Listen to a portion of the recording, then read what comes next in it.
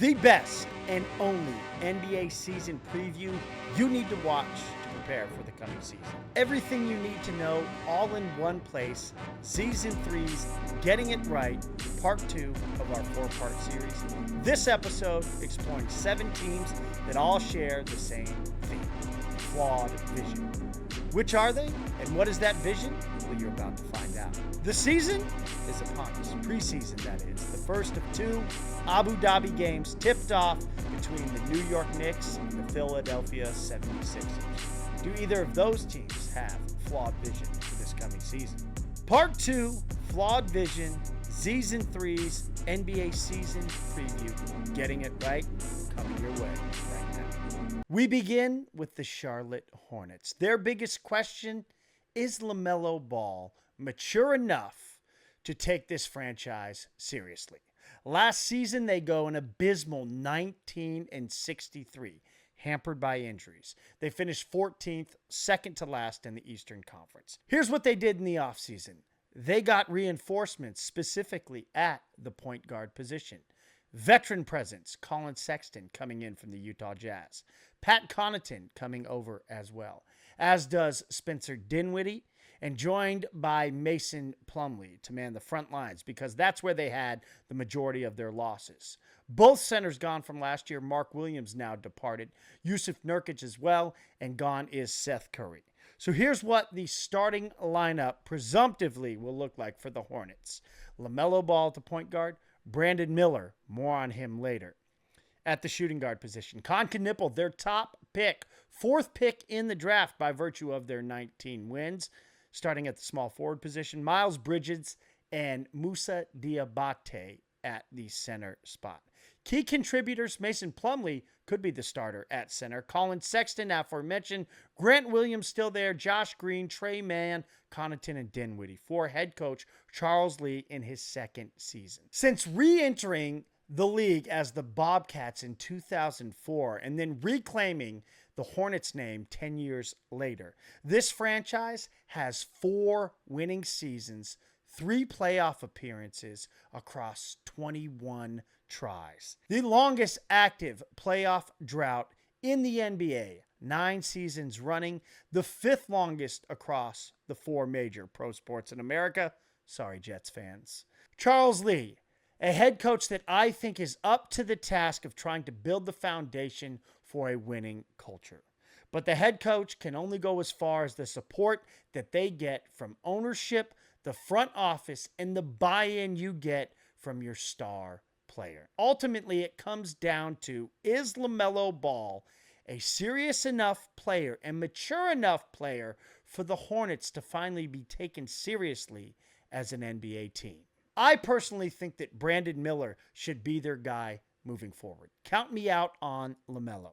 He's always good for a highlight, but not the guy that's going to take your franchise to the heights of being taken seriously in this league. Getting it right for the Charlotte Hornets this season will be figuring out if LaMelo Ball is a player capable of leading this team out of the non-playoff qualifying wasteland. And for me, that is a no. So if that is the case, why delay the inevitable? Let's take it up top to the 6 and the Toronto Raptors, a franchise that has a whole lot of pretty good, but the question lies, who is great? Last season, Raptors go 30-52. They finish 11th in the East. In the offseason, their additions, well, they re-signed big man Jakob Poeltl, and they draft Colin Murray-Boyle. So not a lot coming in. Remember, Brandon Ingram was the midseason trade. He is the big focal point of the addition to the roster. They lose Chris Boucher in free agency, going to the Celtics. And the other biggest loss would be the continuity in Masai Ujiri, their president of basketball operations, no longer at the helm. Personnel-wise, here's what the starters should look like. Emmanuel quickly at the point guard position. Backcourt will be joined by R.J. Barrett, then the aforementioned Brandon Ingram, making his Raptors debut on opening night. Scotty Barnes at the 4, and Jakob Poeltl manning the middle. Key contributors, Grady Dick, high draft pick. Ochai Agbaji as well. Aforementioned Murray Boyles. Garrett Temple for head coach Darko Rajakovic in his third season. From years 1 to 2, he goes from 25 to 30 wins. What's in store for year number 3? This is a roster that comes in at 17 in terms of total cap allocation across the league. That's, as I mentioned, a whole lot of good, but who is the great? Ingram, Barnes, and Quickly are all making north of $30 million. R.J. Barrett, who can sometimes be that forgotten man, $27 million a year, but he is also just 25 years old. Toronto, a lot of good players. Who's the great one? Scotty Barnes is their highest paid. He was an all-star 2 seasons ago, but not that step forward they were expecting last season, in showing that he is a true franchise player for them to build around. So can the Raptors just be a sum of their parts, or does one of those 4, Ingram, Barnes, Quickly, or Barrett, grab the reins as a piece to lead this group? When you're looking to fill the void that is within the Eastern Conference, could the Raptors be a team to play their way in? To me, at this point, there are 7 teams in the East that are clearly better. So getting it right for the group from the 6 would be landing in the play-in band, finishing 7 through 10 in the Eastern Conference, improving by at least 10 wins from last year would be a successful season. The Dallas Mavericks. No pun intended here, but flawed vision, seriously. Last season, where to start? Wow. Team that entered the year primed to defend their Western Conference title, but little did we know Christmas Day and their loss to the Wolves would be the last time that we saw Luka Doncic play in a Mavs jersey. He leaves with an injury, and you all know the rest. The team finishes 39-43, 10th in the West, losing in the play-in to Memphis. They lose on the court, but they win big in the lottery. So in the offseason, they add the number 1 pick, Cooper Flagg. They also add the former number 2 pick, D'Angelo Russell, in free agency to take the mantle of the point guard position as Kyrie Irving rehabs from his torn ACL. P.J. Washington, Daniel Gafford, Dwight Powell, and Dante Exum, along with Irving, all re-signed. Presumptive starters for opening night. D'Angelo Russell, Kyrie Irving should take over as the starting point guard once and when he returns. Klay Thompson at the 2, P.J. Washington for me at the 3, Anthony Davis at the 4, and Derek Lively at the 5. So assuming that Washington is the opening day starter, that would mean Cooper Flagg is coming off the bench. You can debate that in the comments section if you want, but I think that Washington, with his tenure and experience, deserves to start and give Flagg the opportunity to progress a little bit slower. Daniel Gafford figures to be a key contributor, but news broke earlier this week of an ankle injury that will keep him sidelined for 2 to 3 weeks. Najee Marshall and Caleb Martin will also expect to chip in. All for head coach Jason Kidd entering his 5th year in Dallas with 2 conference finals appearances, 1 conference championship, but mind you, all of that done with Luka Doncic. I don't think that any Mavs fan knows which way is up yet for their franchise. None of us do. We're still trying to process it all. The anger, the hatred, the mourning in the sporting sense of losing their beloved Luka Doncic to a completely unexpected lottery night win that landed them another presumptive generational talent in Cooper Flagg. How does it all work out? Well, that remains to be seen. I hate to use another vision pun, but it brings me to the now bespectacled Anthony Davis. And you hate that he's injured yet again, and he will have to wear the rec specs for that detached retina suffered last year. The center was the focal point in the return from the trade with the Lakers for Doncic. He's now 32 years old, NBA All-75 team, 5-time All-NBA player, 5-time All-Defensive, and a 10-time All-Star. But across the last 4 seasons, his games played 51, 76, 54, and 40. And only 1 All-NBA season across those 4. I'm not going to waste my time on did Dallas get enough in the trade, so let's just deal with what they have. General manager Nico Harrison and ownership has remained steadfast in their commitment to defense winning championships. They reaffirmed that by going out and signing D'Angelo Russell. Which brings me back to the flawed vision. Clearly, they did not expect, none of us did, that they would win the draft rights and be able to select Cooper Flagg. So it is a story of polarities when it comes to their roster. You have Thompson, Irving, and Davis all in the latter chapters of their careers. Kyrie and AD alone have player options that combine for over $100 million for the 2027-28 season, when they will both be 35 years old. In this era, those contracts will not be tradable. Flagg, Lively, Washington, those are all excellent young pieces to build around. But given the injury concerns, and those are very valid given the history and also the age of Dallas's core, getting it right for the Dallas Mavericks would be doing everything possible to build for their future era around Flagg, at least 5 years down the line. The Philadelphia 76ers. Fool me once, fool me twice, fool me thrice. Who is going to be fooled this time? Last season was a catastrophic failure. 24-58. They finished 13th in the Eastern Conference with championship aspirations. So in the offseason, they get a high pick. That's one of their additions. VJ Edgecombe, the third overall pick, playing out of Baylor. They re-signed Kyle Lowry and Eric Gordon. Also bring back Kelly Oubre and Andre Drummond on player options. The lone loss, the Dancing Bear, Gershon Yabusele signing with the Knicks. So personnel-wise, here's what the starters on paper should look like come opening night. Tyrese Maxey, Quentin Grimes, who is back on a qualifying offer signed earlier in the week. More on that later. Paul George, Oubre, and Joel Embiid. Key contributors expect Andre Drummond, Lowry, Gordon, Justin Edwards, and Trendon Watford. TBD on Jared McCain as he comes back from both a torn meniscus sustained last December and a just announced UCL tear in his right thumb that will sideline him for 4 to 6 weeks, taking opening night out of the equation.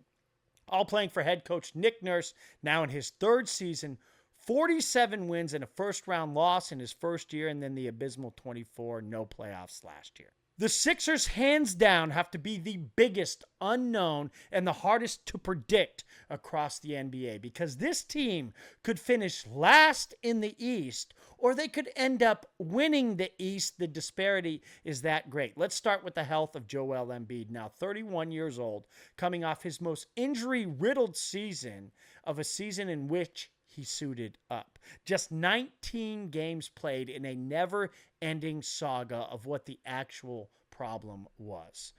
Add to that, Paul George, the kerosene to their injury fire, who didn't even make it to the regular season before he was affected by the Sixers injury plague. 41 games missed, 25 podcasts postponed.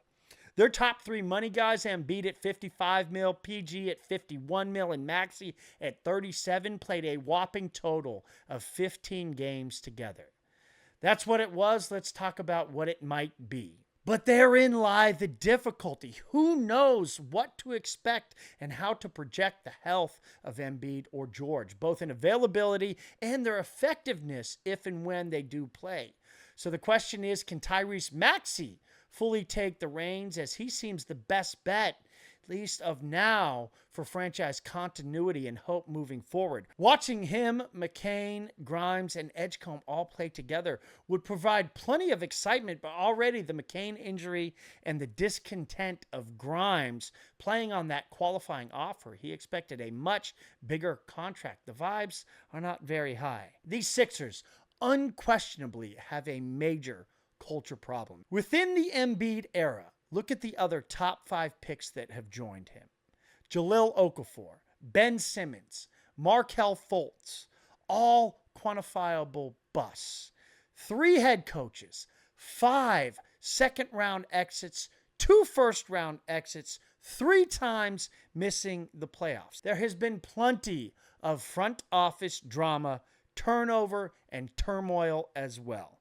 How many times do we have to be fooled by the potential of the 76ers to finally admit it is what it is? At least this year, they'll look good doing it, bringing back the Black Iverson era uniforms. What is in store for the next episode that is the soap opera of 76ers basketball? Well, we'll have to wait and watch. The Memphis Grizzlies, well, they are turning the page to a new chapter for Ja and Jaren. But the question is, did ownership make the right calls? Last season, they go 48-34, finish 8th in the West. At one point, down the stretch, they were in contention for the 3 seed, but they lose 10 of their last 16 games. That led to the firing of head coach Taylor Jenkins, the winningest coach in franchise history with just 9 games left. So they finish 8th. They lose in the 7-8 play-in game versus the Warriors. Then they win versus the Mavs. They secure the 8th seed, upon which they are promptly dispatched in a sweep, Ja Morant being hurt against the Oklahoma City Thunder. How do they handle their offseason? Well, first off, they ink a 5-year extension for Jaren Jackson Jr. for the one-time Defensive Player of the Year, 2-time All-Star, and second-team All-Defensive Player last season. It adds $115 million to his deal. Bad news, though, he will be recovering from turf toe, out 4 to 6 weeks. Along with that, they add Kentavious Caldwell-Pope via trade, Ty Jerome, and they have the 11th overall pick, Cedric Coward. Their losses, Desmond Bane. He was the capital that went out, part of that KCP trade. Luke Kennard and Jay Huff gone as well. Starters come opening night. Ja Morant, KCP, Jalen Wells coming off a excellent rookie season, Santi Aldama, and Jock Landau. This team is hurting at the center position because you may be asking, where is Zach Edey? Figures to be a key contributor, but he is also out 6 to 9 weeks with left ankle surgery. Brandon Clark, also a big man, recovering from issues on a PCL strain. No timetable for his return. Jerome, Gigi Jackson, Cam Spencer, and Scottie Pippen Jr. all figure to contribute as well. For their head coach, Tomas Iasalo, entering now his first full season on the job. This is a full-on changing of the guard. Whatever the discontent was with Taylor Jenkins from management and ownership, it was obviously at an extremely high level to warrant a dismissal with 9 games left in the regular season. So let's go with an optimistic view for the Grizzlies. Closed is the first chapter of the career of Ja Morant that's had plenty of highs, but plenty of well-chronicled lows as well. Gone is the only head coach that Ja has known across his NBA career, as is his backcourt running mate in Desmond Bane. So now we begin chapter 2. He does so with fresh, new kicks and a signature model on his feet, a new head coach, and a new identity for the team with Ja and Jaren as the focal points. But what does the Grizzlies franchise look like, maybe not this season, but 2 to 3 years down the road? Getting it right for the Grizz, the idea for head coach Iasalo is to play with pace. He has said that's what they want to do, and lots of it. Assuming that your 2 franchise focal points want to do so as well. You move off the $197 million contract that you had given to Desmond Bane that gets you back KCP, which is a let's win later declaration. What does that look like in the interim? In this Western Conference, well, not so rosy. I would put them in a pack with Golden State, Sacramento, Portland, San Antonio, and New Orleans. There are 6 teams that are clearly better outlook-wise: OKC, Denver, Minnesota, the LA Clippers, the Lakers, and the Houston Rockets. So that leaves 6 teams, the Grizzlies being one of them, that will be fighting for 2 playoff spots. And the Grizzlies will have to show plenty of fight to be one of those playoff teams.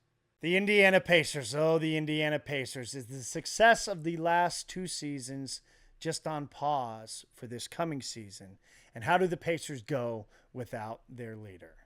Last year, they have an all-time special run to the NBA Finals and were just a win away from hoisting the Larry O'Brien trophy. They go 50-32, finished 4th in the East, but they steamrolled their way through the East playoffs with just 4 total losses, but they are left to lament what could have been after the Game 4 loss on their home floor and losing Tyrese Halliburton after a blazing start to Game 7, that winner-take-all against the Oklahoma City Thunder. The offseason, what do? Well, their additions, they were focused on the big man position. Jay Huff, they acquire via trade. They re-signed James Wiseman, Isaiah Jackson, and Tony Bradley. Why? Well, that is because they lost Miles Turner. Probably the biggest piece movement-wise in free agency, and one of the biggest surprises of the offseason, off to their rival Bucks, the team that they had beaten the Pacers across the last two playoffs.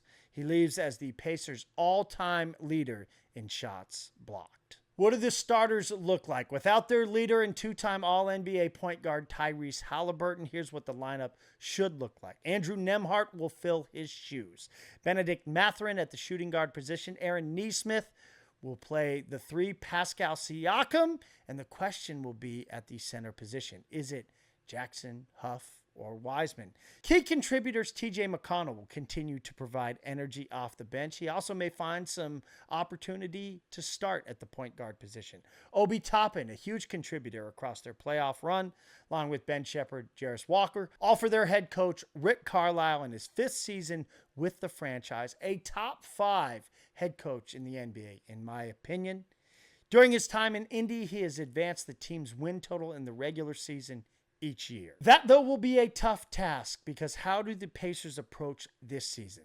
Say Halliburton doesn't go down, but they still lose Game 7 in the finals. Do they re-sign Turner and run it back? Probably so. But now they are forced to find their way, no longer with Miles Turner and without Halliburton, at least for the entirety of this coming season. Let's stay positive. What to get excited about if you're a Pacers fan? Well, Halliburton will return at just 26 years old. That is usually the beginning of the NBA's athletic prime, matching up with a player's understanding of the game and what being a pro truly takes. Not re-signing Miles Turner keeps $20 to $25 million off the books, and it allows them to focus on re-signing Mathurin. So once Halliburton's back, their under 30 core of him, Nembhard, Nesmith, and Toppin, Siakam under contract through 2028. That is a pretty good core to build around. This season, they need to figure out something at the center position to pick up the mantle from the gone Turner. Maybe it will be the former number 2 pick in James Wiseman finally panning out. A year from now, we could most definitely be talking about the Indiana Pacers as a favorite in the East. But for this coming season, hold serve, continue to develop your young guys until your star gets back. Rick Carlisle guaranteed to keep this group scrappy and competitive every single night. They will not be an easy win, but they will be nowhere near the almost champs we saw of last year's magical season. The Milwaukee Bucks, a Greek tragedy in the sporting sense, and is this relationship in its final act. Last season, they go 48-34, finish 5th in the East. Third consecutive first-round exit, losing in 5 to the Pacers. They were, though, NBA Cup champions, beating Oklahoma City and Las Vegas. Across the offseason, their championship era, it is officially over, as Giannis is the last Buck from that title-winning group. Brook Lopez, gone. Pat Connaughton, traded. Damian Lillard, the man that was brought in to help them chase another title and to provide confidence to Giannis to keep him as a Buck, well, he has been waived and his contract stretched after that Achilles injury. It will be on the books for the Bucks for $22 million through the 2030 season. Ouch. That wave and stretch will severely inhibit your roster construction ability. So the Bucks tried to make the most out of the cap space that they did have, and they go out and surprisingly sign Miles Turner to pair in the front line with Giannis. And it should be a really good fit with Turner's ability to protect the rim defensively, yet also stretch the floor on the offensive side. They also bring in Cole Anthony and Gary Harris, both formerly with the Magic. Starting lineup, here's what it figures to look like. Kevin Porter Jr. at the point guard position. He had some moments in that playoff series against the Pacers, 23 points in Game 4. It could also be Cole Anthony. He started 22 games for the Magic when they lost their point guard, Jalen Suggs, last year. At the 2 spot will be A.J. Green, Kyle Kuzma, at the small forward, Giannis, and then Turner. Key contributors, Bobby Portis still in the fold, Taurean Prince, Gary Trent Jr., and Andre Jackson, playing for head coach Doc Rivers. One of the biggest questions in the NBA is two-time MVP Giannis Antetokounmpo content with the situation in Milwaukee, or is this a franchise player ready to turn over a new leaf and a new start with a new franchise? He'll be turning 31 this December and coming off maybe his finest individual season as a pro last year. It would have been good enough to warrant a third MVP trophy in nearly any other season. But the question is, this group good enough to help Giannis chase another title in Milwaukee? And the easy answer is no. Getting it right for the Milwaukee Bucks. Can the players around Giannis play at a high enough level to forestall the seeds of discontent from blossoming? If this team gets off to a slow start, how does that momentum build? Can Doc Rivers deliver a career-level coaching performance to keep their star happy? With a weakened Eastern Conference, could they find a way through to the second round for the first time in 4 years? Possibly, depending on the matchup. But as of now, I think the Knicks, Cavs, Pistons, Magic, and Hawks are all better rosters. The Sixers could be in that group as well, health depending. So that's 6 other teams, clearly better than the Bucks. That's pretty tough sledding. The Bucks front office took their big swing in trading for Damian Lillard, and that failed massively. Now they run the risk of losing their best player in franchise history. The clock is ticking on Giannis's time in Milwaukee. There you have it. 7 NBA franchises heading into this coming season with flawed vision.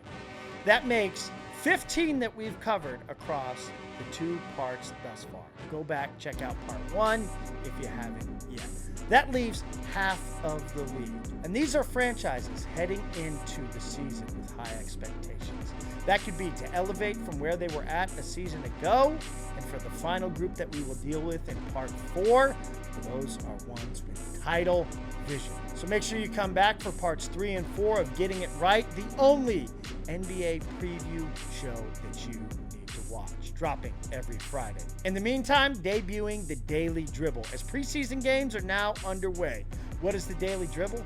It is an under 3-minute daily wrap-up for everything that you need to know that happened in the NBA the day prior. Keep it locked here to Season 3s for all things that you need to know NBA related. If you like the series, you like the show, you like the channel, please do like, subscribe, share with a friend. We will see you back here for part 3. Peace.